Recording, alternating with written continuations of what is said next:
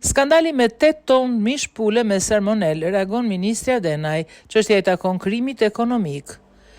Ministre e Bujqësisë dhe Zhvillimit Rural, Anila Denaj, ka folur në një intervistë televizive në lidhje me skandalin e përmbajtjes së salmonelës në filetot e pulës të importuara nga Brazili. Denaj është prononcuar në lidhje me skandalin, duke thënë se sipas saj çështja është politizuar. Ministri është shprehur se sipas saj AKU-ja e ka ndjekur rregullisht protokollin. Nga ana e ministres është thënë se çështjen do ta refuzojë përpara institucioneve dhe sipas saj policia dhe drejtësia duhet të japin gjykim kryesor mbi çështjen. Situata e AKU-s është e qartë.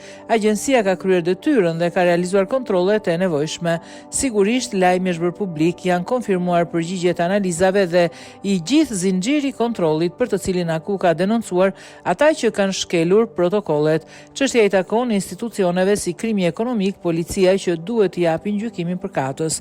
Nuk bëhet politik me ushqimin. Është shumë e rëndësishme që të verifikohen prononcimet në media dhe nga institucionet shtetërore.